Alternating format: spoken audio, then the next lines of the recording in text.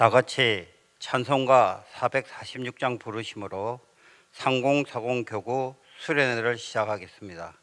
찬송 후에는 상공사공 부교구장이신 우정수 집사님께서 기도해 주시겠습니다.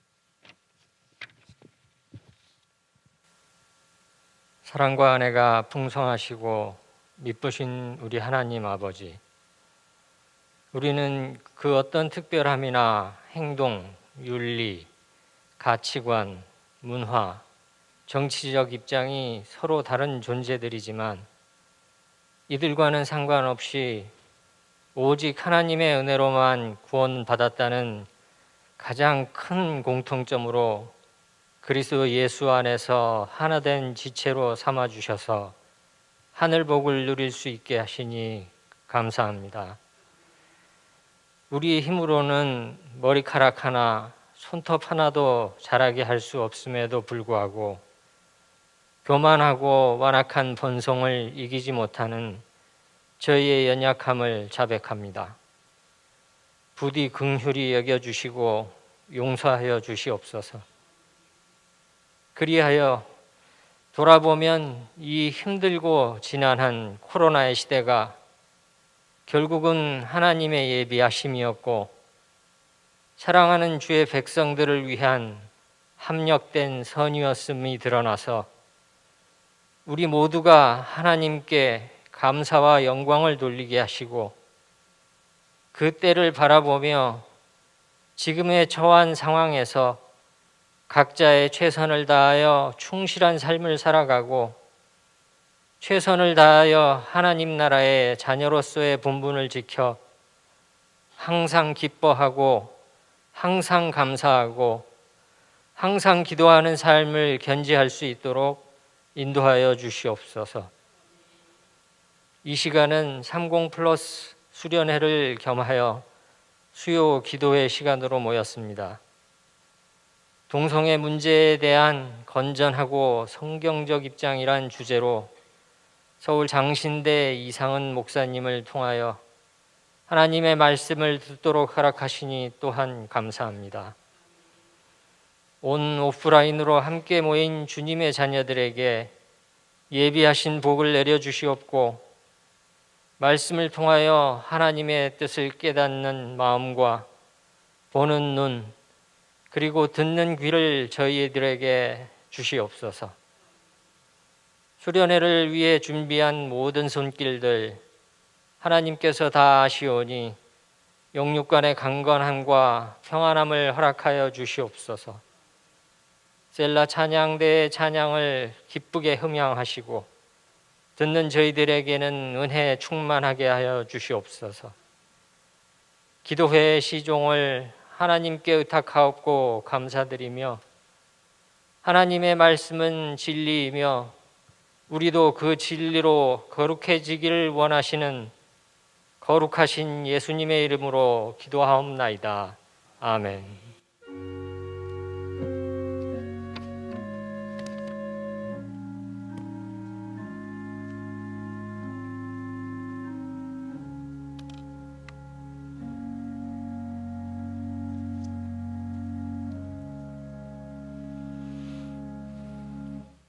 오늘 하나님께서 주신 말씀은 신약 성경 로마서 12장 2절 말씀입니다.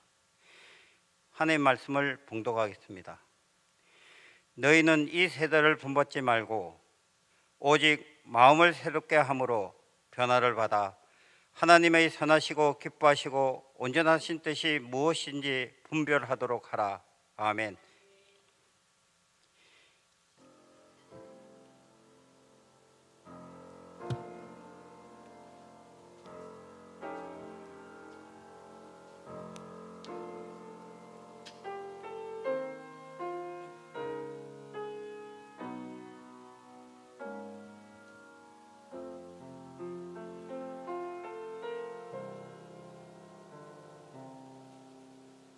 나를 지으신 이가 하나님, 나를 부르신 이가 하나님,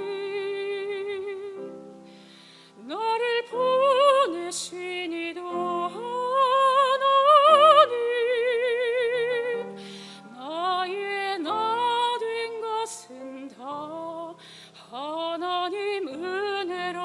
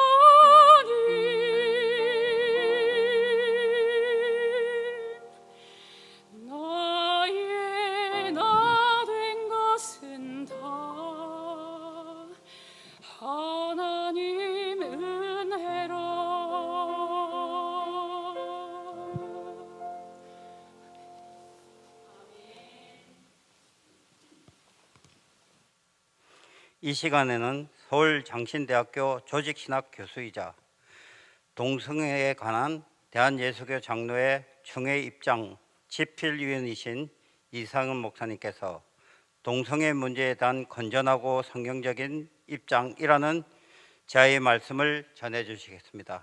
큰 은혜 받으시기 바랍니다. 할렐루야. 주님의 이름으로 또 환영합니다. 우리 같이 아까 기도드렸지만 잠깐 기도드리겠습니다.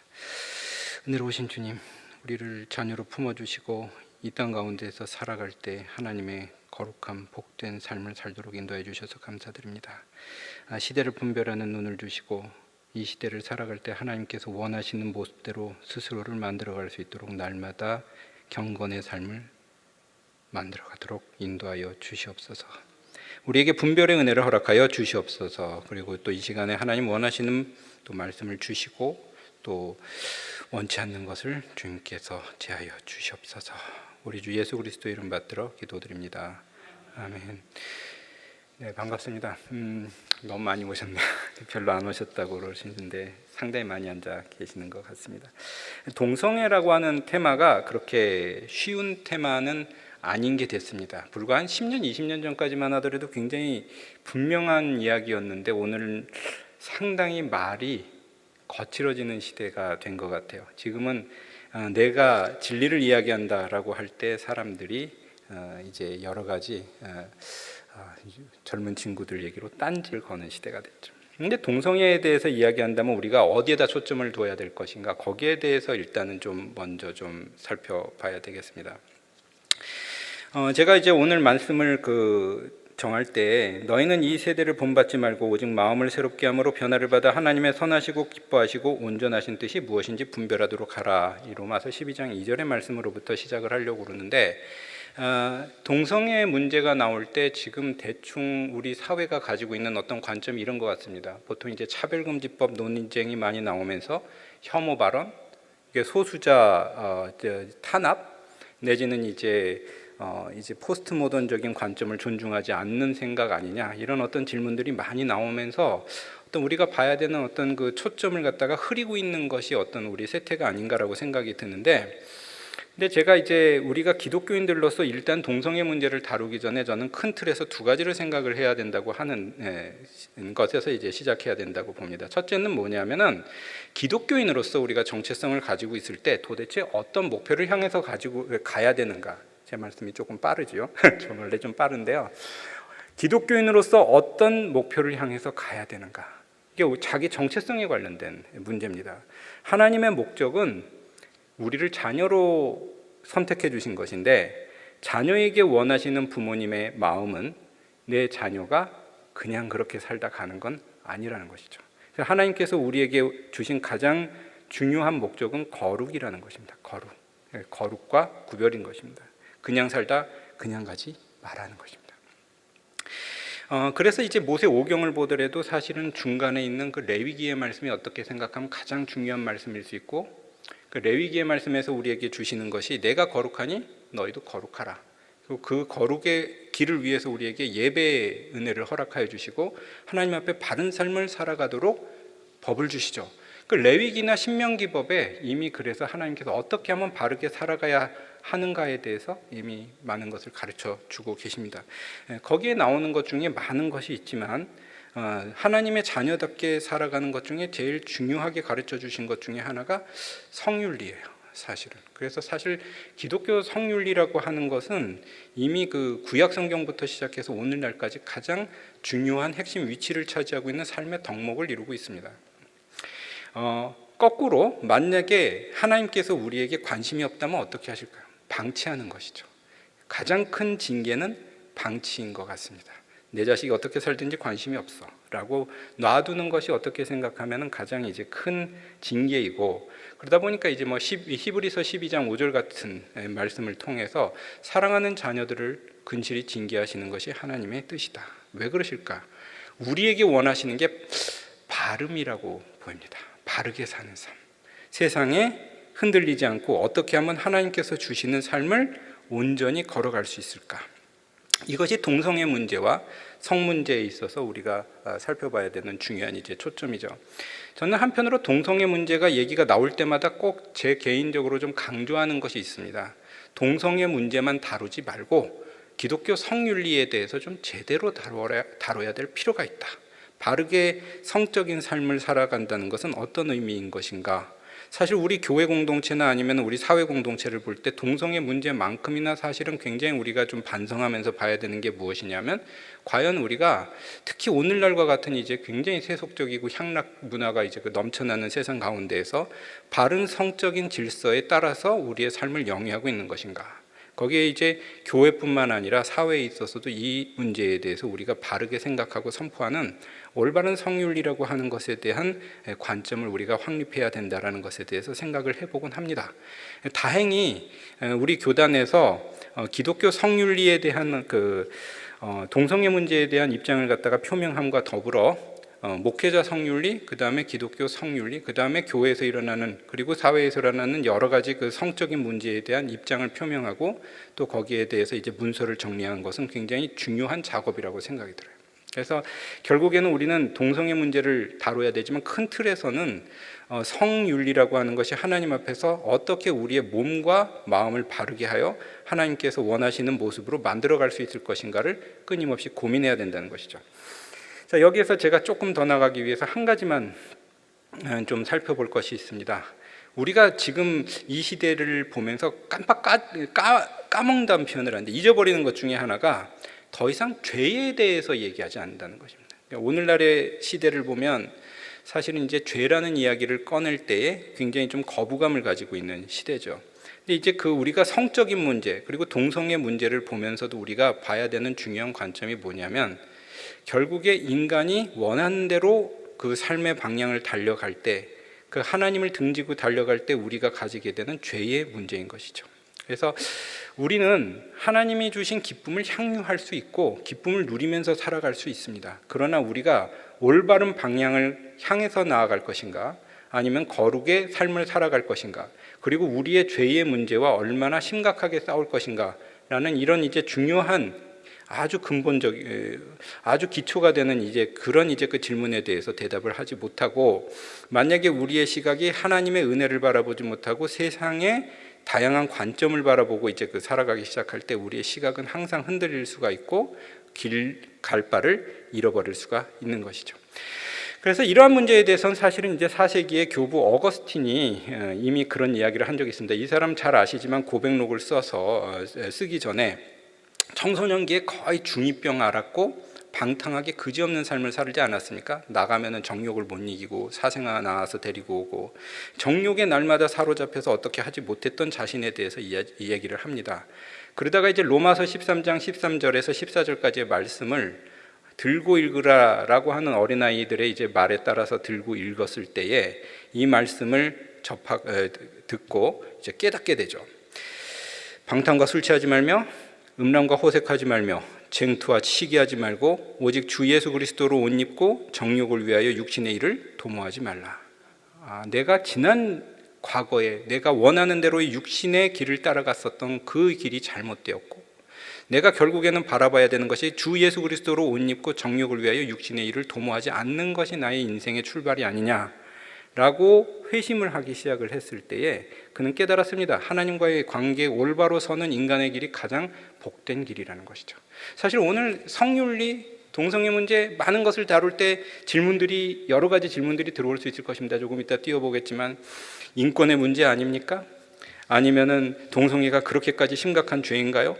어떤 근거에서 비판을 하는 것인가? 또 심지어 이런 질문도 합니다. 동성애자들을 비판하는 당신들은 그렇게 깨끗합니까? 포스트 모던한 사회에서 다양한 입장들을 수용해야 하는 것 아닌가요? 이런 질문들이 보통 동성애 문제에 대해서 쭉 따라오고, 또 실질적인 문제에 대한 고민들이 우리를 흔들어 갑니다. 최근까지 이제 얘기가 나왔었던 차별금지법 논쟁이 나올 때에 여기에 대해서 제일 반대의 입장을 갖다가 표명했던 것이 동성애를 반대하는 기독교 입장이었기 때문에, 그렇다면 기독교인들은 차별금지법을 제정하는 것을 반대하고 약자를 보호하는 것을 무시하는 집단 아니냐, 이런 어떤 그 프레임이 교회에 이제 쥐어지면서 굉장히 당혹감을 주게 만드는 경우도 있었습니다. PC USA 논쟁이라는 건 우리 자매교단으로서 오랜 관계를 가지고 있었던 미국의 장로교회가 2015년에 동성 결혼을 허용을 해주게 되죠. 이미 그 이전에 동성애자 그 안수를 갖다 이제 허용을 해주고 이제 전 세계적인 추세가 이런 쪽으로 가는데 당신들만 이제 거꾸로 뒤로 가는 거 아니냐 이런 질문들이 수없이 많이 나오면서 이런 질문들에 주어지는 우리에게 과연 이제 당신들은 과연 세상의 흐름들에 대해서 제대로 보고 있는 것이 맞습니까? 라는 질문이 들어오는 경우가 굉장히 많습니다. 근데 여기에 대해서 우리가 분명하게 이야기하는 것은 이러한 다양한 논의에 대해서 우리가 조금 이따 살펴볼 수도 보겠지만 기본적으로 우리가 바라봐야 되는 건 그런 이제 다양한 질문들에 대해서 대답하기 전에 일단은 하나님의 소명을 받은 자로서 이 땅을 살아가고 있는 자들이 온전한 길에 서 있는, 온전한 하나님의 질서 위에 서 있는 길을 가고 있는가라는 것에 대한 질문이 갖게 되는 것이죠. 아까 전에 보여주셨던 다음 거를 이제 세 줄짜리 요거를 좀 잠깐 좀 보여주시면요. 동성애 반대의 근거를 만약에 우리가 찾는다라고 한다면은 일단 우리는 여기에서 출발을 해야 된다는 것을 분명하게 생각을 해야 됩니다. 일단 우리는 우선적 근거로서의 성경적인 기반에서 찾아 나가야 된다라는 것을 우리가 생각을 하게 되는 것이죠. 성경에 기반한 건전한 신학을 우리가 구성을 해야 되고 그것을 우리가 살고 있는 목회적, 실천적 그리고 삶의 현장에 적용하는 것이 굉장히 중요한 목적이 됩니다. 여기서 일단은 가장 중요하게 봐야 되는 것이 결국 기독교인들은 어떤 가치로 살아가고 어떤 기반 위에서 살아가는가라고 이제 질문을 할 때 우리는 항상 말씀하시는 하나님의 말씀 앞에서 경건하고 두렵고 떨림으로 서 있어야 되는 존재들이고 그리고 그 말씀하시는 성경 앞에 서서 우리의 삶과 행동과 뜻을 조명해보고 그리고 반성하는 그것으로부터 시작하는 것이 우리에게 중요한 기반이 된다는 것입니다. 동성애에 대해서 단순하게 반대한다, 찬성한다, 그 사람들을 좋게 받아들인다, 나쁘게 받아들인다 이런 논의를 하기 전에 먼저 우리가 살펴봐야 될 것이 과연 성경에서 무엇을 말씀하시고 있는가. 그게 성경에 말씀하시고 있는 우리의 삶의 목적은 무엇인가. 이것에서부터 시작을 하는 것이 우리에게 있어서는 중요한 관점을 형성하게 된다는 것이죠. 방금 전에 보여주셨던 그거 바로 뒤에 거를 한번 좀 보여주십시오. 자, 일단은 동성애를 대하는 교회의 자세는 제가 이제 총회의 동성애에 대한 입장 작성을 할 때도 그랬지만은 제가 위원회에서 이제 같이 작성을 했으니까 우리가 크게 보면은 세 가지 관점으로 이렇게 정리를 했습니다. 첫째, 동성애에 대해서 우리는 어떻게 볼 것인가라고 할 때 제가 아까 전에 크게 봐서는 기독교 성윤리라는 카테고리 안에서 이제 얘기할 수 있다라고 얘기를 했지만 기본적으로 동성애에 집중해서 볼 때 기본적으로 동성애는 죄다라는 것으로부터 시작을 할 수밖에 없다라고 말씀을 드렸습니다. 왜냐하면 성경이 동성애에 대해서 죄라고 선포하고 계시기 때문이죠. 일단 이게 출발점이 돼야 될 것 같습니다. 왜 죄라고 말씀하시느냐, 어떤 의미에서 죄라고 말씀하시느냐에 대해서는 우리가 다양하게 신학적으로 그리고 성경 주석적으로 살펴볼 수 있을 것 같습니다. 미리 이제 말씀을 드리면 가장 중요하게는 기독교 성질서라고 하는 것은 하나님께서 제정한 질서예요. 창조 질서이고 남성과 여성이 한 몸을 이루어서 하나님의 생육하고 번성하는 배필로 만들어주신 것이 하나님께서 세워주신 핵심 개념이기 때문입니다.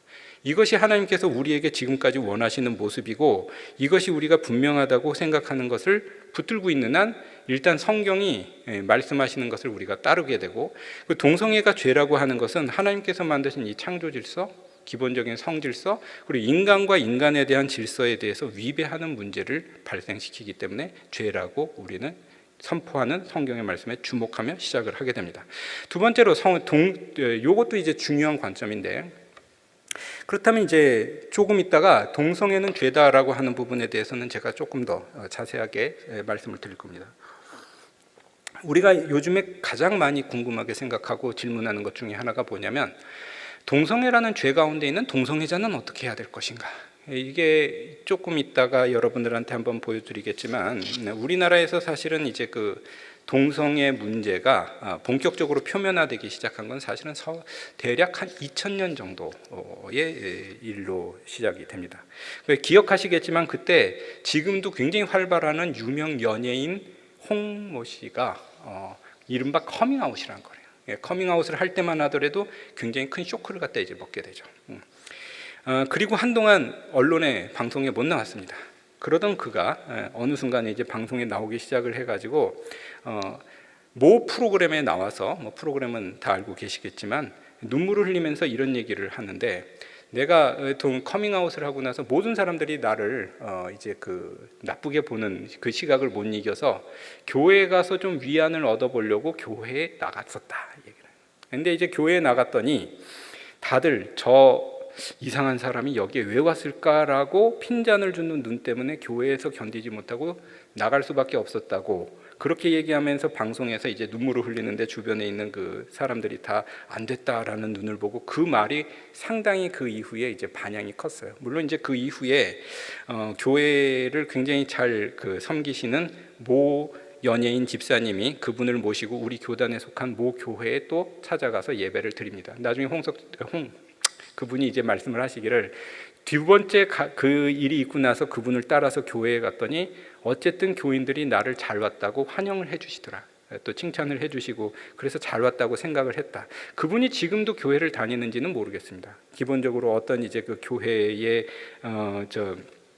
삶을 사시고 훈련을 하시고 또 이제 성도의 삶을 사는지는 모르겠지만 한 가지 중요한 질문을 던졌던 건 사실입니다. 만약에 동성애를 가지고 계시는 분이 교회로 찾아온다면 우리는 이분에 대해서 어떻게 맞을 것인가? 그리고 동성애를 가지고 계시는 분들을 대상으로 전도를 한다든지 선교를 할 때 이분들과의 만남을 가졌을 때 우리는 어떤 자세로 이분들을 이제 맞게 될 것인가? 여기에 대해서 이제 미리 말씀드리면, 이거는 이제 우리가 그 원칙적으로 볼 때 죄는 미워하되 사람은 미워하지 않는다는 원칙으로 우리는 갑니다. 우리는 같이 사실은 하나님께 용서받은 죄인들이고 죄의 경중 차이가 있지, 어떻게 생각하면 우리도 따지고 보면은 용서받지 못할 죄인들로 서 있다가 하나님께 용납받은 사람들이고, 어떻게 보면은 정죄할 자격이 있는 사람들은 아니죠. 그래서 사실은 이제 인간적인 측면에서 볼 때는 다 같이 용서받아야 되고 구원받아야 되고 또 하나님께로 같이 걸어가야 되는 형제 자매인 것은 분명합니다. 그러므로 어떻게 생각하면 기독교인들로서 동성애자를 대하는 자세는 정죄나 혐오가 아니라 어떻게 보면 이제 치유받아야 되는 구원의 대상, 어떻게 또 이제 그 하나님의 은혜를 깨달아야 되는 대상, 어떻게 보면은 가장 좋게 보면은 이제 회심하고 아니면 이제 그 치유받고 돌아올 수 있는 대상으로 보는 것이 가장 좋습니다. 그렇다고 해서 그들을 단순하게 그들의 죄를 무조건 눈 감아주라는 얘기로 얘기할 수는 없습니다. 어떤 분들은 이렇게 얘기를 하는데 저는 적절한 비유가 될 수 있다고 생각합니다. 예를 들어서 우리 주변에 흡연하는 사람이 있다. 그것이 이제 흡연하는 사람이나 흡연을 하지 않는 나나 사실은 이제 같은 인간으로서 그 사람에 대해서 긍휼도 가질 수 있고 그 사람에 대해서 어떠면 이제 그 말씀도 전할 수 있고 또 같이 걸어갈 수 있지만, 그 사람이 흡연하는 것에 대해서 그렇게 좋게 얘기해 주지 않고 그것은 문제가 없다라고 얘기할 수 있지 않지 않느냐라는 거죠. 그러니까 분명히 문제가 있는 것이죠. 근데 흡연보다 조금 더 강한 비유를 드는 분들은 심지어 마약 비유를 들더라고요. 만약에 마약에 중독된 어떤 분이 있다면은 그 마약에 중독된 분이 인간으로서는 사실은 이제 치유받아야 되고 같이 가야 되는 사람으로 받아줄 수가 있지만, 그러나 그가 그렇다고 해가지고 그 마약을 하고 있다라고 하는 것에 대해서 그거는 너의 성향이기 때문에 괜찮다라고 얘기할 수는 없다라는 것이죠. 이런 부분에 대해서 우리는 한번 생각을 해보게 됩니다. 그리고 세 번째, 과연 세상의 공공선의 교회는 어떻게 이바지할 것인가라는 방향을 우리가 분명하게 갖고 나간다는 거, 이 부분에 대해서는 우리가 분명하게 선을 가지고 가고 돼 있습니다. 가는 것이 좋다라고 이제 보입니다. 크게 볼 때 우리가 이 부분에 대해서 이제 좀 생각을 할 수 있는데, 사실 요걸 이제 그 작성할 때 다른 나라의 사례를 볼 때 지금은 호주 같은 경우에 동성 결혼이 허용이 됩니다. 조금 이따 그것도 이제 좀 말씀을 드리겠지만, 제가 파악하기로 2010년 이후에 전 세계적인 동성애 물결이 엄청나게 강하게 들어옵니다. 2000년대하고 비교가 안 될 정도로 우리나라에서 아까 전에 홍모 씨가 커밍아웃을 하고 2000년부터 뭐가 시작됐냐면 기억하시겠지만 퀴어 축제라는 게 시작이 돼요. 그 동성애를 하시는 분들에 대한 명칭도 굉장히 다양하게 변화가 됩니다. 원래 이제 그분들을 가리켜서 남성들에 대해서는 호모라는 표현을 쓰기도 했었고, 여성들에 대해서는 레즈비안이라는 표현을 쓰기도 했습니다. 그 그리스의 레스포스라는 섬의 이름을 따가지고 이것을 조금 다른 이름으로 게이라는 표현을 쓰기도 했는데 그냥 게일리하다, 좀 그런 의미에서 이제 쓰이기도 했었고, 한동안 한 20년 전에 우리나라에서 쓰이던 표현은 스스로가 그분들이 쓰던 표현으로 우리는 이반이야라는 얘기를 한 적이 있어요. 이반. 그러니까 일반인 당신들하고 다른 우리는 이반이야. 그래 어쩔래. 이런 표현이었고, 그 당시에 이반이라는 그룹을 대상으로 목회를 하시기 시작한 우리 교단의 목사님도 계셨었습니다. 그분이 이제 저희가 이제 신학교 다니던 시절에 와가지고 세미나에서 그 말씀을 하시면서 동성애자들을 위한 교회, 그들을 위한 목회는 나는 꼭 필요하다고 생각하면서 하다고 굉장히 강조하시면서 말씀을 했었던 기억이 있었는데, 굉장히 그게 저희한테는 사실은 한편으로는 쇼크였어요. 그러면서 이제 그런 말씀을 이제 하고 가셨습니다. 그들이 모여도 뜨겁게 예배드리고, 보통 교회에서 쫓겨나가지고 자기네들끼리 교회를 가지고 이제 그 예배를 드리는데, 그들이 예배 드릴 때도 또 한쪽 저쪽이 이쪽 저쪽에서 뜨거운 기도가 일어나고, 그 다음에 또 하나님의 은혜 가운데에서 뭐 방언 기도하는 사람부터 시작해서 이런저런 사람들이 굉장히 많더라. 하나님이 그들을 용납하실 건데 당신들이 뭐라고 그들을 정죄하겠냐, 이렇게만 말씀을 하셨었어요. 근데 물론 이제 좀 고민은 됩니다. 나중에 개인적인 일이지만 그 목사님은 꽤 유명한 목사님이었는데 나중에 공동체 사역을 하다가 심각한 문제를 일으키고 엄밀히 말해서 실패하고 문을 닫게 되죠. 결국 많은 문제 중에 하나였는데 아마 성문제였던 걸로 기억이 됩니다. 사실 이제 한편으로는 또다시 좀 배신을 당했다라는 느낌을 사람들이 많이 좀 가졌었던 일이지만, 인간의 약함이기 때문에 그럴 수 있다라고 생각하지만, 한편으로 우리가 그때 굉장히 많은 토론을 좀 했었어요. 저 사람들이 모여가지고 예배를 드리는데 은혜가 있다는데 저건 어떻게 된 거냐라고 할 때 누가 한 사람이 굉장히 좀 굉장히 인사이트풀한 얘기를 하더라고요. 뭐라고 그러냐면, 야, 죄인들이 모여서 기도를 하고, 죄송합니다, 병자들이 모여서 기도를 하고, 그 다음에 심지어 어디가 불편하신 분들이 모여서 기도를 해도 성령께서는 임하실 수 있다. 용서하는 죄인들을 받아주시기 위해서. 그러나 그렇다고 해서 그들이 병이 없는 것도 아니고 장애가 없는 것도 아니고 또 문제가 없는 것이 아니다. 단지 하나님의 은혜가 그들에게 임하고 있을 뿐이다라는 것이. 그래서 이제 이것을 이제 그 지침을 가지고 얘기를 할 때 지금은 이제 호주라든지 아니면은 유럽의 많은 국가들이 동성 결혼을 찬성하는 쪽으로 2010년대 이후로 많이 변해버렸어요. 제가 좀 이따 그 얘기를 이제 다시 드리겠지만, 그래서 이제 전체적으로 볼 때는 그 당시에 호주 교회, 호주 장로교회의 예가 이 정도니까 우리가 이걸 좀 참조하는 것이 좋겠다라고 했는데, 그것이 이제 세 가지 축이었습니다. 하나는 뭐였냐면, 동성애는 죄다. 왜? 성경이 동성애라고 선포하고 있으니까 우리는 여기서 출발해야 된다는 건 분명히 하면서, 두 번째, 동성애라는 죄를 갖고 있는 동성애자들은 어떻게 해야 되느냐, 이들은 하나님의 용서를 받아야 되는 자로 교회 공동체 안에 들어온다고 그러면 우리가 그들을 받아주고 또 훈련시킬 수 있다. 단 그들을 지도자로 세우지는 않는 것이 원칙이다. 이렇게 돼요. 지도자를 세운다는 건 교회 학교 교사가 된다든지 아니면 성가대 대원이 된다든지 아니면 심지어 교육자가 된다든지. 왜냐하면 그분들을 이제 교육자로 세우거나 아니면 지도자로 세우게 될 때는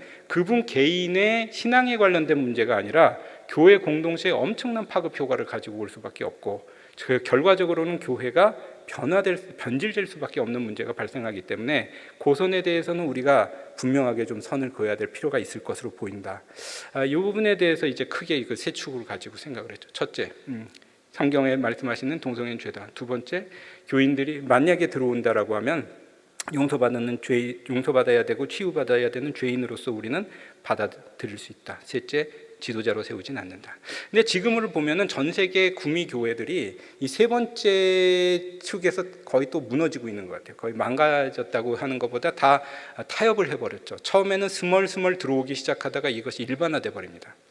이게 이제 뭐 이른바 윤리학에서 얘기하는 미끄러진 경사면 논증이라는 게 있죠. 처음에는 조금씩 시작하다 나중에 확 커져 버리는 거죠. 이게 일반화가 굉장히 무서운 건데, 어떻게 보면 처음에는 그럴 수 있다고 슬슬 받아들이기 시작하다가 어느 순간에 보면 확 넘어가는 거예요. 이게 사실은 미국의 예이기도 하고 또 유럽의 예이기도 합니다. 자, 그래서 이런 큰 그림을 가지고 우리가 이제 좀 시작을 하는 것을 이제 한번 좀 염두에 두고 볼 것이고요. 몇 가지를 좀 살펴보겠습니다. 그 다음 페이지를 좀 넘겨주시면, 동성애를 반대하는 성경적 근거들이 있습니다. 첫째, 하나님께서 창조하신 성질서라는 게 있다. 성은 좋은 건가요? 나쁜 건가요? 좋은 겁니다. 왜? 하나님이 만드셨잖아요. 그리고 이제 하나님께서 제정한 질서이기 때문에 우리가 우리에게 주신 몸과 마음을 통하여 온전한 삶을 만들어가고 하나님께 우리의 삶을 드리는 것은 기본적인 질서의 시작입니다. 칼바르트 같은 신학자들은 신학자는 하나님께서 남자와 여자를 같이 창조하신 다음에 인간을 창조하셨다고 하고 그들의 공동체 안에 하나님의 형상을 넣어주셨지, 형상을 선포하셨지, 남자만 만들고 하나님이 인간을 창조하셨다고 말씀 안 하셨다. 여자와 남자가 하나를 이루어서 서로를 알아가고 그들이 하나님의 가장 기본적인 공동체를 형성하는 것을 하나님은 기뻐하셨다. 여기에서 벗어나는 것은 기본적으로 죄다, 그렇게 선포를 합니다. 그래서 죄송할 거 없죠. 바람을 피운다든가, 그러니까 혼인관계 이외에 발생하는 모든 성적인 문란에 대해서는 철저하게 포르네이아라는 죄를 선포를 합니다. 이게 성경에 나오는 죄라는 얘기가 음란이라는 것이 포르네이아라는 헬라어 단어를 가지고 있죠. 일체의 음란을 우리가 얘기하는 것입니다. 그 다음에 이제 그 성경에 보면 많은 말씀이 나오는데, 가나안의 저주, 소돔과 고모라, 모세의 율법, 그 다음에 사사기에서의 많은 사건들, 그리고 로마서 1장, 고린도전서 6장 9절, 기타 많은 말씀들이 이 성경에서 이제 그 동성애에 대해서 이제 그 비판하는 말씀으로 갖고 있습니다. 역으로 최근에 조금 이따 말씀드리겠지만 동성애를 지지하는 그룹들이 기독교 내에서도 상당히 많이 생겼고, 또 유럽에도 굉장히 많고, 심지어 들어보신 적이 있겠지만 퀴어 신학이라는 것을 하시는 분들도 있습니다. 퀴어 신학이라는 게 뭐냐면, 퀴어라는 단어가 2000년대 이후에 동성애자들이 스스로를 이제 부르는 약간 좀 이데올로기적인 단어로 등장을 하기 시작해요. 퀴어라는 말은 그래 우리 괴짜다, 그래 이상해, 뭐 어쩔래, 이런 식의 어떤 말이 퀴어라는 말이거든요. 이들을 이제 그 대상으로 하는 퀴어 신학이라는 것이 이제 미국 일부에서 나오기 시작을 해서 주디스 버틀러라든지 아니면은 이제 그 제닝스라든지 주로 이제 이런 분들을 통해서 굉장히 좀 희한한 신학들이 나오기 시작하는 경우도 있습니다. 이런 이제 그 주장들을 통해서 이분들이 이제 거꾸로 성경을 역으로 해석을 해가지고 성경 안에도 동성애를 지지하는 본문들이 있다, 이런 식으로 이제 그 들어오기도 해요. 상당히 예를 들어서 다윗과 요나단의 그 사랑은 동성애의 관계 아니었느냐, 뭐 보통 이런 얘기들 많이들 하고, 그리고 이제 뭐 심지어는 조금 제가 입에 담기 뭐하지만은 조금 과격한 상상력을 발휘하는 그런 이제 그 이야기까지 담론으로 가지고 옵니다. 물론 이런 것들은 성경 해석을 갖다 굉장히 좀 자의적으로 하는 그런 이제 입장이고, 그다음에 포스트 모던적 관점에서 성경 해석을 갖다가 흐트리는 부분이라고 이렇게 볼 수가 있지만, 기독교 안에 그런 그룹들이 상당히 많이 들어와 있는 것도 사실입니다. 그러나 한 가지 분명한 것은 아까 전에도 말씀드렸던 것처럼 창세기 1장부터 그 다음에 요한계시록 마지막까지 성경에서 말씀하시는 분명한 목적이 정죄라는 것보다 너희는 거룩하라, 너희는 내 자식이다, 이 부분에 대해서 굉장히 강조하는 것을 말씀하고 있다면, 거기에서 이제 그 벗어나 있는 동성애에 대한 근거들은, 본문들은 다 이것을 죄와 문제로 이제 그 선포를 하면서 또 이제 그 거기에 대해서 비판을 하고 있는 것은 분명한 사실이지요. 자, 여기에서 조금만 더 나가겠습니다. 그 뒤에 부분, 그 교회사적으로는 그 뒤에 프레임을 보면요, 혹시 여러분들이 나중에 개인적으로 책을 참조하시고 싶으면 제가 비교적 여러분들이 읽기 괜찮은 책이 지금 돌아가신 것 같은데, 그 캐나다에서 활동하셨던 스탠리 그랜츠의 환영과 거절 사이라는 책입니다. 그건 꽤 중도에서 굉장히 잘 정리한 책이라고 이제 보이는데요. 거기에서 이제 교회사적으로 동성애에 대해서 어떻게 그 봐왔는지에 대해서 이렇게 쭉 좀 살펴봅니다. 최근에 동성애를 지지하는 입장에 있는 사람들이 무슨 얘기를 하냐면, 동성애 비판이라고 그러는 것은 19세기에 들어서야 겨우 등장한 그런 이제 최신의 개념이고, 그것은 얼마든지 사회학적 개념이기 때문에 비판하고 거부해도 된다라는 주장을 하는 사람들이 있습니다. 그러나 교회사적인 고찰을 볼 때에 초대교회 교부들, 그리고 중세에는 토마스 아퀴나스, 그 다음에 로마 천주교의 라테란 공의회, 14세기의 유럽의 그 흑사병이 돌 때, 페스트가 돌 때 흑사병과 동성애는 하나님의 징벌이다라는 규정을 교회에서 이제 명문화시킨 적이 있습니다. 영국에선 1553년에 동성애자들을 형벌로 다스린다는 규정이 있었고, 프랑스에서는 1791년까지, 스코틀랜드에서는 1885년까지 동성애 처벌 규정이 있었습니다. 독일 같은 경우에는 저는 독일에서 좀 공부를 했었는데, 독일 같은 경우에는 원래 그 프로이센법에서는 동성애와 수간을 중형으로 처벌하는 형법이 있었어요. 수간이라면 동물과의 간음을 얘기하는 겁니다. 동성애와 수간은 처벌한다라는 것이 언제까지 남아있냐면 2차 세계대전 마칠 때까지 남아있습니다. 문제는 이제 이런 이제 그 구미의 그 여러 가지 법적 조항들이 대체로 이제 다 흐트러지고 사라지고, 그리고 이제 그 세속화된 과정 가운데서 이제 그 물에 묻혀버리는 것이죠. 자, 그 다음 프레임을 갖다 이렇게 조금 좀 보고 이제 한번 좀 말씀드리면요. 성경적 진술로 보면 아까 전에 말씀드린 것처럼 창세기 1장에서 2장에 인간의 창조는 남자 여자로 창조하셨고 생육하고 번성하여 돕는 배필로서의 배우자로 이제 서로를 이제 주셨다라고 하는 것이 하나님의 뜻입니다. 이제 조금 있다가 이제 많은 말씀을 갖다 이제 이미 좀 많은 말씀을 이제 드렸지만 동성애를 비판하는 많은 말 중에 이제 몇 가지가 있습니다. 첫째로 이제 보면은 이 창세기의 창조 질서에도 이제 어긋나는 거지만은 실제로 이 하나님께서 우리에게 주신 그 성적 질서에서 가장 중요한 결혼 질서에서 하나님께서 원하시는 것은 우리는 일부 일처제로 봅니다. 일부 다처제여서도 안 되고 다부 일처여서도 안 되고 다부 다처여서도 안 된다. 왜냐하면 이제 한 사람이 하나를 더불어서 살아가면서 서로를 알아가면서 가장 좋은 인격적인 완성을 만들어가는 것이 하나님의 깊으신 뜻이고, 아담과 하와 사이의 관계에 대해서 하나님께서는 알다라는 단어를 쓰면서 서로가 서로를 알아가는 중요한 이제 그 가치를 갖다 이제 허용해 주셨기 때문이죠. 자, 이런 것들이 이제 전반적으로 성경적 진술을 갖다 이제 그 통해 가지고 우리에게 주시는 말씀입니다.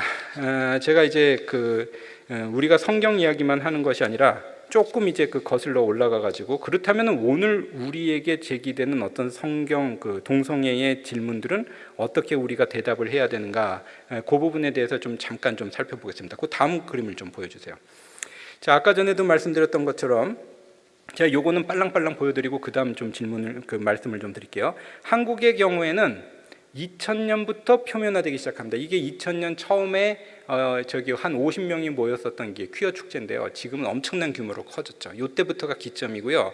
이때가 아까 전에 말씀했었던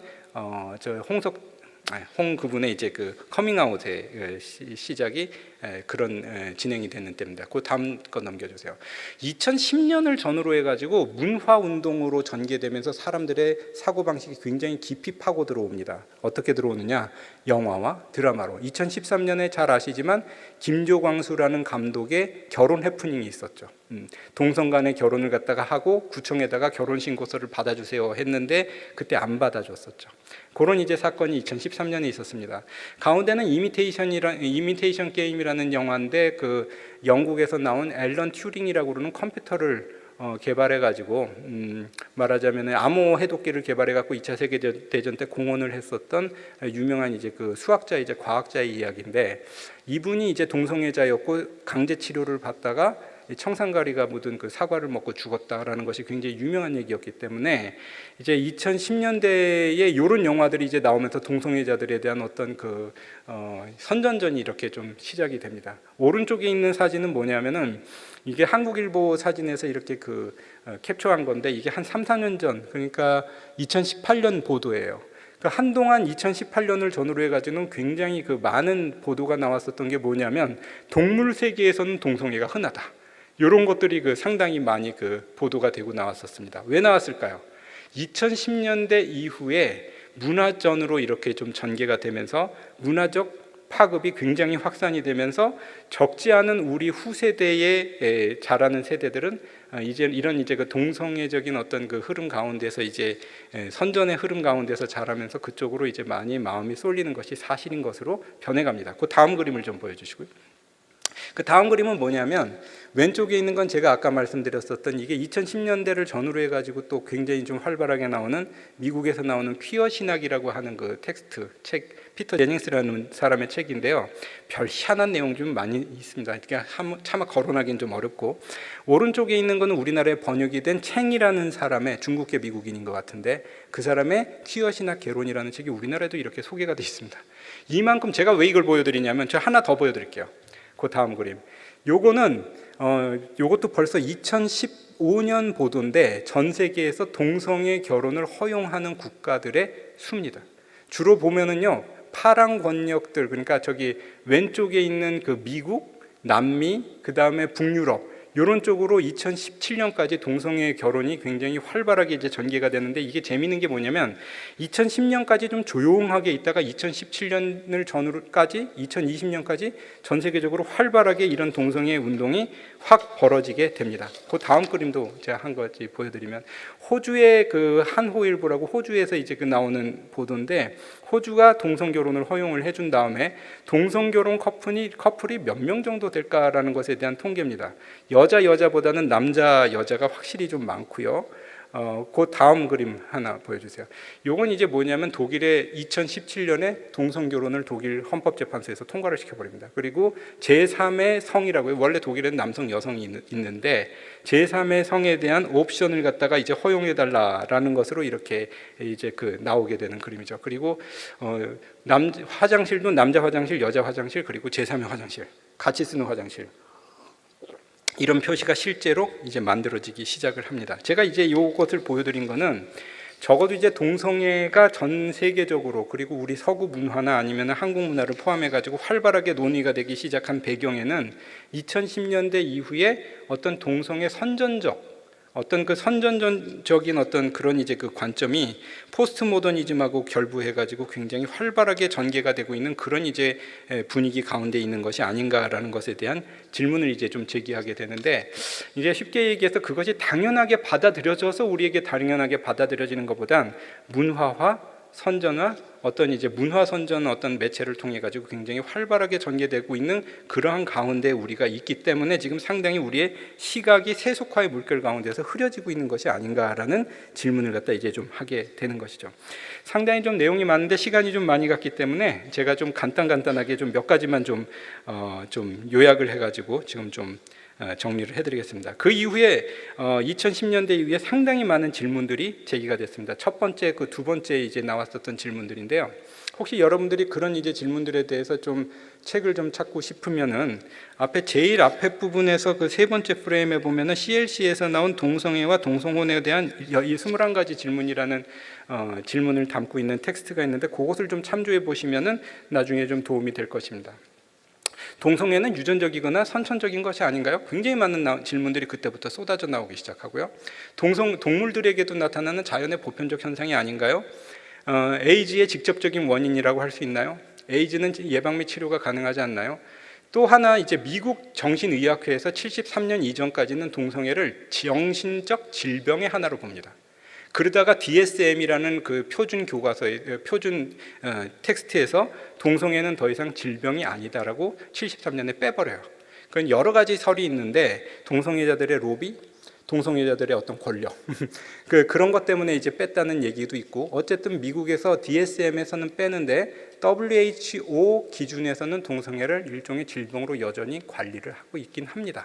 근데 어쨌든 이런 질문들이 나오고, 동성애자의 정신질환 문제는 동성애를 혐오하는 한국 사회의 분위기 때문이 아닐까요? 이런 질문에 대해서 굉장히 많은 질문이 나옵니다. 이런 것들에 대해서 지금 다 대답하기는 어렵지만 하나하나 대답을 하게 된다면 이런 논의 자체가 어떻게 생각하면 동성애를 이제 자연과학적인 어떤 이름을 빌든지 문화적인 이름을 빌든지 하면서 합법화시키고자 하는 중요한 이제 그 질문 가운데서 나오는 거고, 이런 질문들에 대해서 대체로 하나하나 다 이것은 사실은 아니다라는 것에 대해서 반박 자료들이 지금 상당히 많이 나와 있습니다. 예를 들어서 유전적이나 선천적인 것이라고 주장하는 그런 이제 연구가 있었고, 그런 호르몬 물질이 있다라고 하는 주장이 있었지만, 그런 이제 주장도 나중에 보니까 사실은 동성애자 내지는 동성애자 찬성하는 그런 이제 그 연구자가 일종의 어떤 그 조작적 정의에 의해서 이런 연구를 갖다 이제 발표를 했다라는 그런 이제 그 입장에 대해서 이제 좀 나오는 경우가 있고, 동물에게 실제로 동성애적인 현상이 없지 않아 나오는 것에 대해서는 사람들이 상당히 좀 생각을 합니다. 아까 전에 사자도 그랬지만 돌고래라든지 보노보 원숭이라든지 이런 것들에서 동성애적인 어떤 특성이 없지 않아 나타난다라고 얘기를 합니다. 그러나 그러한 이제 모습들은 사실은 정상적인 것보다는 환경적 스트레스 후천적인 모습 가운데서 나타나는 이상 현상이다라고 하는 것에 대해서 사람들이 이제 상당히 이제 보고 있고요. 가장 큰 문제는 뭐냐면 에이즈 문제입니다. 제가 우리나라 질병관리본부에서 나온 그 자료를 갖다 이렇게 하나 가지고 나왔는데, 2019년에 정은경 본부장이 발표한 자료입니다. 그 당시에 그 전년도에 비해서 에이즈 환자가 1.6%가 늘었는데 한 해에 발생 발생한 에이즈 환자가 1022명이었습니다. 1122명. 에이즈 환자 한 사람에 치료하는데 칼레트라라는 약을 갖다가 쓰는데 한 사람당 치료 비용이 한 달에 보통 한 350만 원 정도 된다고 그래요. 그 약을 지금 건강보험공단에서 지불을 하고 있습니다. 그러니까 우리나라의 누적 그 에이즈 환자들이 있다고 할 때 보통 30대 에이즈가 걸렸을 때 평생 들어가는 약물 치료비는 그 당시에 보건복지부 발표로는 한 6억 정도가 된다고 그래요. 그 6억을 갖다가 지금 정부 예산으로 그 지출을 하고 있고, 그 3년 전 한 해에 1년 정부 예산으로 지출됐던 건강보험 예산은 800억이 넘는 걸로 이야기가 되고 있습니다. 만약에 그 에이즈 환자들이 동성애와 관계가 없다라는 것이 확실하다면 또 얘기가 다르지만, 지금 모든 정황이 HIV 그다음에 그 에이즈의 감염자들은 상당히 남성에게서 발생하는 비율이 높고, 그리고 그 실제로 생존하는 에이즈 감염자 중에 남성의 비율은 92.7%에 해당하는 것으로 발표가 돼 있고, 보건복지부뿐만 아니라 전체적인 어떤 보건당국의 발표에 의하면은 여전히 이 동성애와 에이즈는 밀접한 관계를 가지고 있고, 앞으로도 이 부분에 대해서 면밀한 관리가 필요할 수밖에 없다라는 부분에 대해서 다양한 경로를 통해서 확인이 되고 있습니다. 이런 이제 그 문제에 대해서 우리가 이제 그 뭐 객관적으로도 그런 부분이 있지만, 또 한편으로는 동성애자의 정신 질환은 정신 질환으로 봐야 되느냐, 이 부분에 대해서도 상당히 많은 논의가 있었지만은, 미국 같은 경우에서나 이제 한국도 마찬가지지만, 이게 상당히 동성애는 태어날 때 가지고 있는 문제보다 자라면서 가지고 있는 환경, 그리고 자라면서 가지고 있는 어떤 그 학습, 그리고 거기에 대해서 그 계속 이제 그 환류가 된다고 그러나요? 그것이 강화되는 가운데서 이제 나타나는 부분이 많고, 미국 같은 경우에서도 보면 대도시에서 자란 사람이 교회나 시골에서 자란 사람보다 동성애자가 될 가능성이 훨씬 더 높다라고 얘기를 하는 발표가 나와 있습니다. 무슨 소리냐면, 보고 배우면서 가는 경우가 굉장히 많다는 거죠. 아까 전에 앨런 튜링 얘기를 갖다 봤지만, 그 사람이 자살을 해서 안 됐다고 그러지만 왜 그 사람이 동성애자가 됐는가? 굉장히 똑똑하니까 어렸을 때 기숙학교를 갔는데 어렸을 때 왕따 당하고 계속 골탕을 먹는데, 동성 친구 하나가 굉장히 동정을 갖다가 가지면서 학교 생활에 적응하지 못했던 이 아이를 동반하면서 자연스럽게 동성애자가 돼버렸어요. 그러니까 이제 사실은 그 사람도 어떻게 보면 학습에 의한 동성애자가 돼버린 거죠. 그 이미테이션 게임이라는 영화를 보면 이 사람을 좋아하는 여자 과학자가 나옵니다. 난 당신을 사랑하는데 우리 같이 결혼할 수 없냐라고 얘기를 하는데, 눈물을 흘리게 하면서 뭐라고 그러냐면, 미안해, 나 동성애를 못 벗어나. 이렇게 해가지고 결국에 거기에서 이제 좌절하게 되는 모습이 이제 영화에도 비치게 되는데요. 사실은 이제 결국에는 동성애는 상당히 학습된 효과를 가지고 나타나는 경우가 굉장히 많다라고 하는 것이 이제 일반화되어 있는 것이죠. 그럼 거꾸로 이제 무슨 얘기를 하냐면, 그것이 학습화된 가운데서 나온 것이라면 치료되고 또 이제 돌이켜지는 것도 가능하지 않느냐?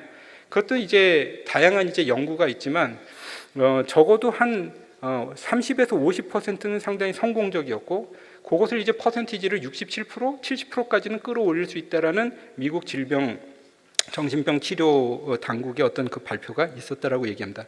자, 쉽게 얘기해서 진짜로 그렇게 태어나는 사람들이 약 한 1.7% 정도 있다고 그래요. WHO나 전 세계 이제 유엔의 어떤 발표에 의해서 보면은 태어날 때부터 정말 좀 약간 좀 그 유전적으로 문제를 가지고 태어난 사람들이 아예 없지 않고 있는 것도 있다라고 얘기를 합니다. 그러나 대부분의 동성애는 학습된 것인 경우가 많고, 질환적인 부분이 많고 정신질환적인 부분에 의해서 생기는 경우가 많기 때문에, 그들을 갖다 이렇게 치유하고 돌이킬 수 있는 방법을 갖다 개발하는 것이 그리스도인들로서 합당한 일이지, 당연히 그것이 개인적인 어떤 성적 취향으로 우리가 인정해 줄 수 있는 부분이 아니라는 것에 대해서는 분명히 좀 가져야 되지 않느냐라는 것을 얘기하네요. 또 하나 이제 중요한 이제 그 데이터 중에 하나가 뭐냐면, 사실은 이거는 이제 그 아까 스탠리 그랜츠가 하는 얘기입니다. 하나님께서 한 사람과 한 사람이 만나가지고 같이 가면서 인생을 만들어가고 인격을 만들어가는 것을 중요하게 보게 하는 것은, 인격적인 성장을 타인을 통해서 이루어가도록 하는 것을 굉장히 중요한 관점으로 놓고 보는 건데, 동성애 커플들의 특징 중에 하나가 이게 사실은 쾌락 관계를 통해서 만난 거기 때문에 파트너가 굉장히 자주 바뀝니다. 평생 같이 가는 동성애 커플이 거의 많지 않다는 거예요. 아예 없지 않고 한두 명은 있다는 건데, 그들을 일반화시킬 수는 없다는 것입니다. 우리나라 2016년에 그 김준명이라는 분의 국내 청소년과 청년의 에이즈 감염 급증 이유라는 논문을 보면 국회 헌정기념관에서 발표가 됐는데 동성애자 커플 지속 기간을 보니까 12년 이상 가는 경우에는 10% 정도밖에 안 해요. 15%. 20년 이상 가는 경우는 거의 없고 성적 파트너 숫자가 21% 정도는 500명까지도 간다. 100명에서 500명 정도, 10.2에서 15% 정도의 사람들은 500에서 1000명까지의 상대를 가지고 있다. 나머지는 1000명 이상의 사람들과 관계를 한다는 겁니다. 우리나라에서 커밍아웃을 했던 분이 됐던 우리나라 유명한 그 동성애자로 이제 얘기를 했었던 연예인도 자기가 청소년기에만 300명의 파트너와 상대를 했다는 얘기예요.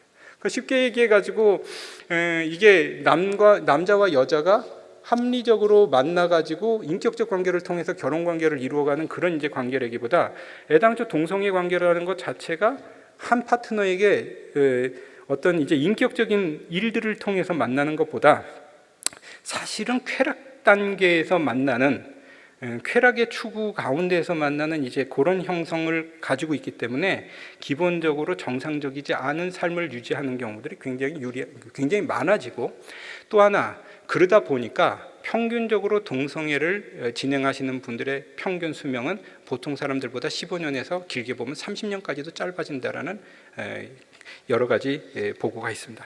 그럼에도 불구하고 제가 몇 가지만 이제 좀 말씀을 드리고 좀 길게 가는 것 같아서 좀 정리를 하겠는데요. 사실은 굉장히 많은 얘기가 있지만은 이제 동성애를 반대하는 이유, 거기에 대해서 이제 몇 가지만 조금 놓고 보겠습니다. 첫째로 일단은 그 성경이 금지한다. 성경에서 금하는 일이다. 왜? 하나님은 우리를 올바른 길로 가게 하기 원하시기 때문이다. 이건 아까 전에 말씀을 드렸고, 두 번째, 보통 동성애자들이 많이 주장하는 것이 우리의 인권 문제라고 합니다.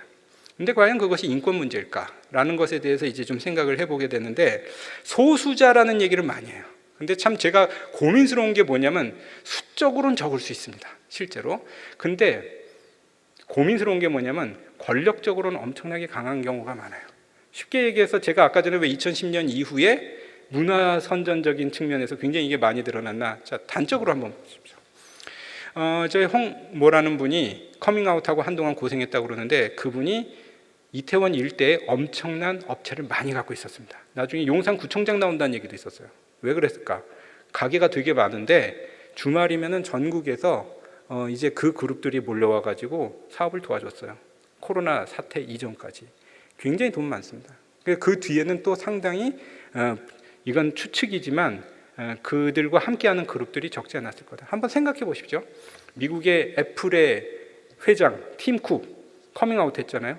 그분만 그랬습니까? 유명한 연예인들, 유명한 정치인들, 상당히 많은 사람들이 그래 나 그렇다라고 얘기를 했는데, 언론, 문화, 유독 예술적으로 뛰어나신 분들이 많다 보니까 문화계에도 많아요. 뭐라고 얘기를 갖다 거론하기 뭐하지만 좋아하는 뮤지컬 있죠? 뭐 레미제라블 뭐 이런 거.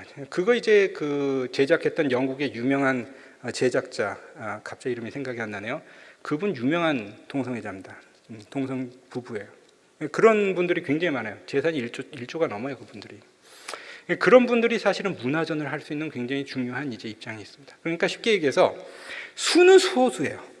근데 수는 소수인데 힘으로 보면은 보통 사람들이 생각하지 못하는 사실은 힘을 가지고 있는 분들입니다. 그러다 보니까 굉장히 어필이 굉장히 강해지죠. 그리고 또 하나 이제 특징이 뭐냐 하면은 그 최근에 레인보우 마케팅이라는 게 있습니다. 그게 뭐냐면은 이제 여기 퀴어 축제 할 때도 보면 미국 대사관에서 와가지고 다 이제 그 도와주고 그러잖아요. 미국 대사관에 가끔 지나가다 보면 무지개 깃발이 걸려 있어요. 굉장히 그쪽에서 강한 권력을 가지고 있는 게 사실이에요. 그리고 또 하나 이제 보면은 그 레인보우 마케팅이 뭐냐면 평균적인 사람들의 소득 수준을 볼 때 미국에서도 조사를 했지만 동성애자들의 소득 수준이 좀 더 높답니다. 왜? 문화적으로, 교육적으로 높고, 그 다음에 상당히 유리한 입장을 많이 갖고 있기 때문에 그분들을 상대로 마케팅을 하면 훨씬 더 많은 기업 이익을 얻을 수 있다. 그래서 의도적인 레인보우 마케팅이 최근 한 4, 5년 전부터 본격화되고 있어요. 적어도 2010년대 이후에는 이런 부분에 대해서 굉장히 활발하게 전개됩니다. 물론 그분들의 어떤 나름대로의 어떤 그 선전전도 크게 먹혔겠지만 2010년대 이후에 전 세계는 굉장히 급격하게 뭐랄까 글로벌화되고, 그 다음에 이제 포스트 모던화돼요. 그것이 한편으로는 세상의 흐름이긴 한데 우리가 그것을 보면서 그것을 당연하다고 얘기하기는 너무나 부담스러운 거죠. 왜냐하면 이제 제가 그래서 사실은 로마서 12장 2절에 우리는 이 시대를 분별해야 된다는 말씀을 그렇게 이제 좀 생각을 해본 겁니다. 또 하나, 인권 문제로 볼 수 있을 것인가? 사실은 기독교는 누구보다도 인권 친화적이에요. 인간의 인권을 위해서 노력하고 투쟁을 했었던 것이 기독교의 역사고, 이 기독교가 가는 곳에 인권이 발전을 했습니다. 이분들을 혐오하고 혐오 발언을 하고 불편하게 만들자는 게 아니고, 그분들이 말하자면은 이제 주장하는 인권이 과연 보편 인권으로 얘기가 될 수 있느냐. 미국에서 그 대법원에서 미국 대법원에서 동성 결혼을 통과를 시켜주는 것을 이제 진행을 할 때 대법원장 자신은 사실은 거기에 대해서 반대했다고 그러더라고요. 그러면서 이제 했던 논리가 뭐였냐면 동성 결혼이 자기네가 좋다고 허용을 해준다면 일부 다처제 그리고 일부 아니면은 이제 뭐 한 사람이 2명의 남자하고 결혼하거나 2명의 여자하고 결혼하는 것도 원한다면 해줘야 된다. 사실은 그게 논리라는 거예요. 왜? 내가 원해서 그렇게 한다면 그렇게 해야 되는 거 아니라. 근데 그게 이제 과연 이제 보편적 인권으로 받아들여질 수 있을 것인가? 다른 예를 한번 들어볼게요. 퀴어 축제한다고 해가지고 낯뜨거운 모습을 갖다 열심히 이제 가지고 나가는데 그거를 보는 애들은 굉장히 불편한데 거기를 지나가요. 그거 강제로 봐야 됩니까? 그런 것은 사실은 이제 공연 음란죄에 해당하지 않나요? 따지고 보면은 이제 이 인권이 보편적인 인권이 될 수 있느냐, 이런 부분에 대해서는 질문이 있죠. 국민 복원에 해가 된다라고 얘기를 합니다. 아까 말씀드렸던 것처럼 이제 여러 가지 고민이 있죠. 비용으로도 그렇고 창조 질서에 어긋납니다. 뭐 이런 여러 가지 그 고민들을 가지고 결론적으로 이제 그 기독교가 한편으로 볼 때는, 저분들이 볼 때는 이제 불편하다는 관점으로 얘기를 할지 모르지만, 사실은 우리가 이것이 우리의 공동선이나 우리가 가지고 있는 가치나 우리가 가지고 있는 어떤 지표에서 적절하지 않다라는 것에 대해서는 얘기할 수밖에 없지 않느냐라는 것에 대해서 얘기를 합니다. 근데 조금 넘어가서 아까 전에 그 도표 뒤에 걸 좀 보여주시면요. 도표 저기 미국의 경우 뒤에 그 도표 있어요. 네, 그거 좀 띄워주실 수 있을까요? 네, 그거. 요것도 좀 오래된 건데 2014년 갤럽 조사 연구입니다. 우리나라에서 연령대별 동성결혼 그 법적 허용에 대한 생각을 물어보면 60세 이상은 당연히 반대가 많고 50대, 40대는 반대가 많은데 20대, 30대, 20대로 내려갈수록 굉장히 친화적이에요. 왜 그럴까? 알아서 살도록 내비두라고 그러고 굉장히 어떻게 생각하면은 이제 여기에 이런 가치에 같이 가기 시작을 한 것이죠. 넘겨주십시오. 동성결혼 허용 국가는 전 세계적으로 이렇게 이제 그 편성이 됐습니다. 2017년에 독일에 이르기까지. 자, 그 다음 걸 좀 보여줄게요. 거의 다 지금 끝났습니다. 좀 많이 한 것 같아갖고, 현대 사회 동성애 확대의 근거는 사실은 이제 여러 가지 이유를 들 수 있지만 계몽주의 이후 세계관과 인간관의 변화, 요것이 이제 좀 가장 컸고, 인간의 어떤 이성 합리, 프랑스 같으면 미셸 푸코, 아니면은 이제 그 이후에 포스트 모던 사상가들이 대부분 인간 해방을 얘기하면서 어떤 동성애 운동을 갖다 같이 벌였었던 것도 굉장히 커다란 역할을 갖게 됩니다. 20세기 초의 정치적 역사의 궤적과 60년대 해방 운동, 20세기 말 포스트 모더니즘, 이런 것들이 사실은 굉장히 활발한 일들을 일으켰다라고 그래요. 자, 그 다음 것들은 자세한 설명을 하지 않고 프로이트의 그림인데 좀 넘어가겠습니다. 프로이트의 제자였던 빌헬름 라이히라고 성정치 성혁명이라는 책을 쓴 분인데, 이분의 책은 우리나라에 번역이 됐어요. 이분이 이제 어떻게 생각하면 성해방운동에 굉장히 큰 역할을 한 사람이고, 그 다음 넘겨주십시오. 요 그림은 이제 미국의 동성애자들의 성지가 되었다라고 그러는 그 캘리포니아의 스톤웰 사건이 있었는데 60년대, 그걸 기점으로 전 세계적으로 동성애 운동이 본격화되는데 그 장소를 보여주는 그림입니다. 그 다음 것. 그리고 여러분들이 잘 아시는 7가지 무지개 깃발, 요거는 1970년대 말 80년대 미국의 동성애 운동이 활발하게 이루어지면서 그때 이제 78년에 캘리포니아의 그 주의원 하나가 동성애자를 고백하고 이제 죽어요. 살해당하죠. 그걸 이제 그 행진을 하면서 이 사람들이 처음에 요 깃발을 만들어서 행진을 했다라고 그러는데, 각각의 색깔에 자기네들의 어떤 그 개념을 집어넣어서 그때부터 들고 다니기 시작을 합니다. 자, 전체적으로 볼 때 이제 방금 전에 제가 정리를 드리겠습니다. 적어도 이제 그 동성애가 이제 옳다, 그르다라고 하는 논의가 오늘날 이제 그 상당히 많이 벌어진 것만 하더라도 기독교 어떤 신앙의 입장에서 볼 때는 전선이 10년 전에 비해서 굉장히 많이 뒤로 밀렸다라는 느낌을 갖게 됩니다. 사실은 조금씩 양보해 나가다가 보면은 이런 것들이 이제 팍 터지게 돼 있는데, 미국 같은 경우에도 신학자들이 처음에는 긍휼한 마음으로 그들도 그럴 수 있지 저럴 수 있지 하다가 어느 순간에 보니까 확 밀려 들어오는 것을 보게 되고, 독일 공교회의 지도자였었던 이제 볼프강 후보가 이런 얘기를 합니다. 2017년에 그분이 총회장만 6년을 했는데, 독일 교회 총회장은 좀 다르거든요, 우리나라하고 개념이.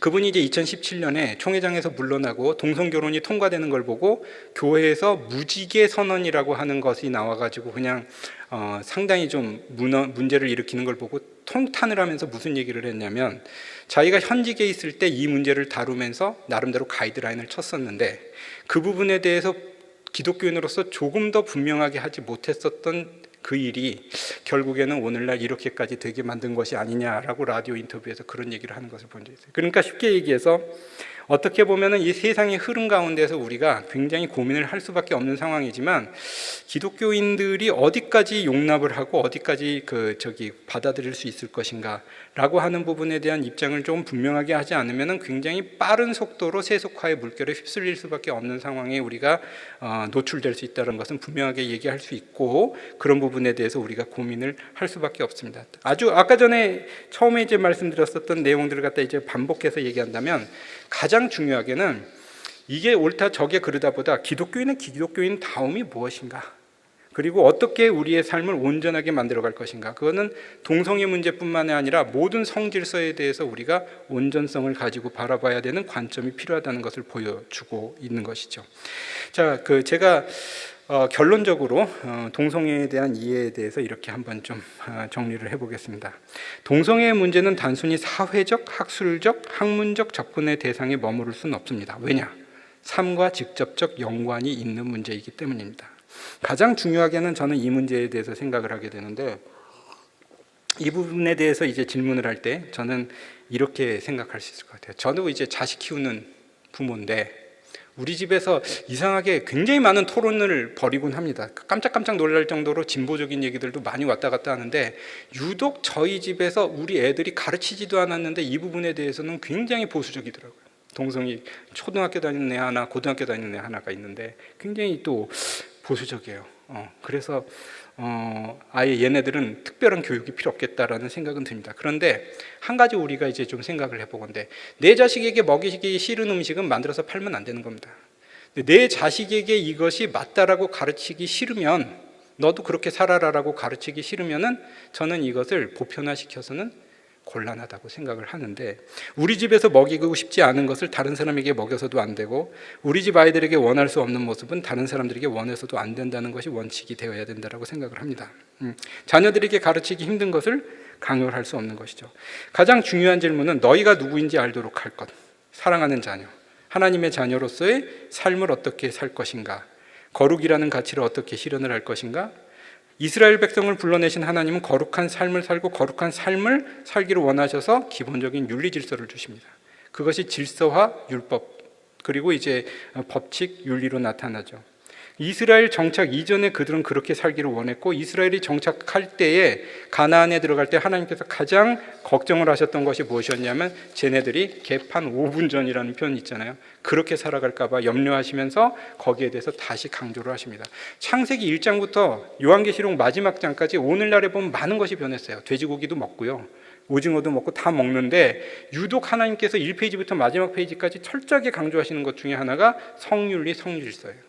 이것이 무너지면 인간에 쉽게 타락한다는 것을 누구보다도 잘 알고 계시기 때문에 거기에 대해서 분명하게 선을 긋고 있는데, 오늘날 우리가 살고 있는 우리가 하나님 앞에 온전히 서기를 원할 때 그러한 핵심 가치를 어떻게 가지고 나갈 수 있을 것인가에 대해서는 생각을 해야 됩니다. 신약 성경은 분명히 일부 일처제를 택했습니다. 그리고 구약 성경은 또 일부 다처제의 모습이 나오긴 하지만 그것을 긍정적으로 보여주진 않죠. 신구약을 통틀어서 안 된다고 거듭 강조하는 게 뭐냐면 동성애와 짐승과 교접하는 수관입니다. 그런 것은 그때도 있었고 중세도 있고 근대도 있습니다. 이런 삶은 극단적인 쾌락 추구의 삶을 이야기하며 있어서는 안 된다고 얘기하고, 가장 중요하게는 결국에는 공동체 파괴의 문제로 이어지기 때문이죠. 만일 그들이 그래도 된다고 생각하면 기독교의 그 삶은 신구약을 통틀어서 수천 년이 지날 때 많은 것들을 바꿔주셨을 것입니다. 유독 바꿔주시지 않는 부분이 이 부분입니다. 그리고 이제 우리가 그런 부분에 대해서 고민을 하면서 결국에 제가 마지막으로 요걸 이제 한번 여러분들이 좀 참조해 보십사 하고 한번 요런 자료도 좀 제시를 해드리는데 맨 마지막에 보면은 그 도표에 그 홈페이지가 하나 있어요. 이 홈페이지가 뭐냐면 네슈빌 선언이라는 게 있습니다. 네슈빌 선언. 요것이 이제 뭐냐면은 요거 이제 거기에 홈페이지고요. 성경적으로 이제 그 남자 여자의 문제에 대해서 이제 살펴보는 그룹들. 그리고 요게 이제 네슈빌 선언이 2017년에 이런 이제 동성애 물결이 전 세계에 이제 파급되어서 나가자 미국에서 좀 뜻있는 복음주의자들을 대표로 모여서 우리가 뭔가 하나 조치를 취해야 되지 않느냐 해서 선언문이 나옵니다. 그것이 이제 만들어낸 그 홈페이지가 저거고, 저기에 들어가시면 영어로 된 본문이 있고 한글로 된 번역문이 같이 떠 있을 거예요. 네슈빌 선언에 찬성한 복음주의자들은 미국의 150명의 대표자들을 이제 포함하는 사람들로, 그 당시에 아직 살아있던 제임스 패커, 존 파이퍼, 웨인 그루뎀, 케빈 드 영 같은 분들이 이제 참여를 해가지고 150명이 선언을 합니다. 이것이 나오고 나서 이제 네덜란드에 있는 복음주의적인 어떤 목사님들 250명이 이제 찬성 선언을 하고 전 세계에 꽤 많은 공감을 일으키고 우리나라에서도 여기에 대해서 이제 많은 관심을 가지고 있는데, 이분들은 쉽게 얘기해서 포스트 모던적 세계관에 대해서 상당히 비판적으로 보면서 성경을 기준으로 남녀 결혼 어떻게 남성 여성의 결혼에 대해서 규정할 수 있을 것인가, 너무 구구절절이 당연한 얘기들인데 이런 것이 선언으로 나온다는 것 자체가 사실은 굉장히 재밌어요. 네슈빌 선언을 보면 1항, 2항, 3항 보면서 한 장만 읽어볼게요. 한 항만.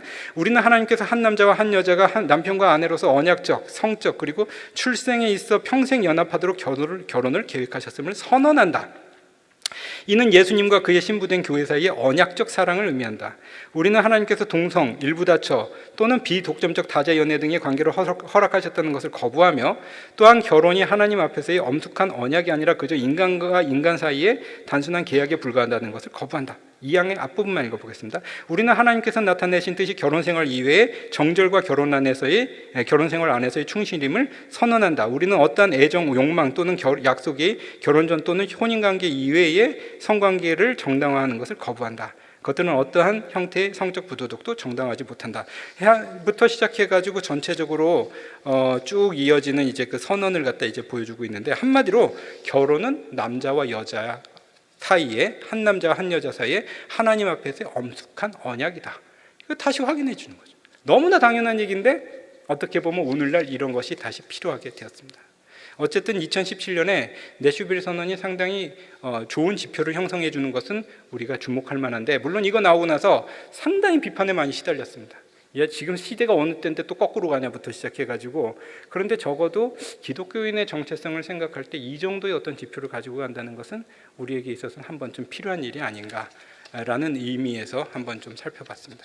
제가 이제 마지막으로 전체적으로 지난번에 이제 보여드렸었던 작성한 걸 아마 보셨겠지만, 동성애에 관한 대한예수교 장로회 총회 입장, 여기에 나오는 내용을 지금 여기에서 반복하지는 않겠습니다. 왜냐하면 아까 전에 나왔었던 4개에 다 들어있기 때문에 한번 좀 그 이야기들을 한번 좀 살펴보시고, 좀 내용이 좀 많기는 했지만 전체적으로 여러분들이 이러한 관점을 가지고 오늘날 우리에게 주어지는 성경적 관점은 무엇이고, 하나님의 자녀로서 바른 삶을 살아간다는 것에 대해서 어떻게 우리는 몸부림치며 고민할 수 있을 것인가 라는 주제에 대해서 깊이 생각하고 성찰하고, 또 자녀들에게 그것을 어떻게 물려줄 것인가, 어떤 가치관을 가지고 우리가 같이 살아갈 것인가를 고민하며 살아가는 그러한 시간을 만들어 가기를 바랍니다.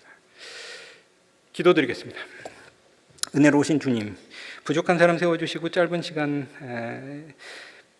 또 많은 이야기를 또 나누게 하여 주심을 감사드립니다. 이 시간을 통하여 하나님께서 또 우리에게 갈 바를 알려주시고 깨달음이 있게 하여 주시고, 또한 이 시대를 분별하고 살아가는 지혜를 주셔서 하나님 원하시는 모습으로 날마다 만들어져가는 은혜의 삶이 이어져가게 하여 주시고, 이 자리에 모인 주님의 자녀들 축복하여 주시고 그들의 자녀들을 기억하여 주시고, 이 시대 가운데 흩어지지 않는 주님의 자녀들로 서가게 하여 주시옵소서.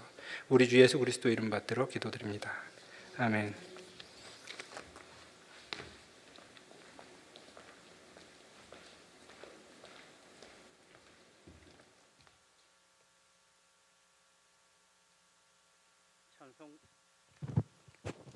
찬송가 384장 부르시겠습니다.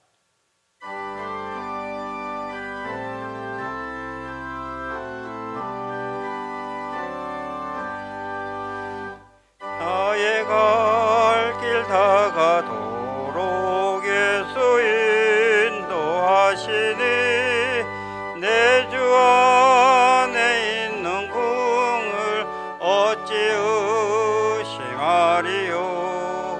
믿음으로 사는 자는 하늘 위로 받겠네. 무슨 일을 만나든지 만사 형통하리라. 무슨 일을 만나든지 만사 형통하리라. 나의 갈 길 다가도록 예수 인도하시니 어려운 일 당한 때도 족한 은혜 주시네. 나는 심히 고단하고 영혼 매우 가라나 나의 앞에 반석에서 샘물 나게 하시네. 나의 앞에 반석에서 샘물 나게 하시네. 나의 갈 길 다가도록 예수 인도하시니 그의 사랑 어찌 큰지 말로 할 수 없도다. 성령 감화 받은 영혼 하늘 날아갈 때에 영영 부를 나의 찬송 예수 인도하셨네. 영영 부를 나의 찬송 예수 인도하셨네.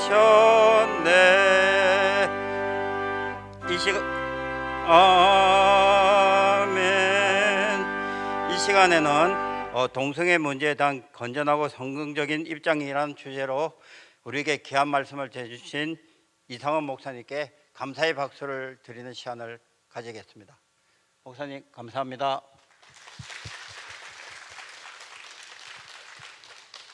예, 주님 가르쳐 주신 기도하심으로 상공사공 교구 수련회를 마치도록 하겠습니다. 하늘에 계신 우리 아버지, 아버지의 이름을 거룩하게 하시며 아버지의 나라가 오게 하시며 아버지의 뜻이 하늘에서와 같이 땅에서도 이루어지게 하소서. 오늘 우리에게 일용할 양식을 주시고 우리가 우리에게 잘못한 사람을 용서하여 준 것 같이 우리의 죄를 용서하여 주시고 우리를 시험에 빠지지 않게 하시고 악에서 구하소서. 나라와 권능과 영광이 영원히 아버지의 것입니다. 아멘.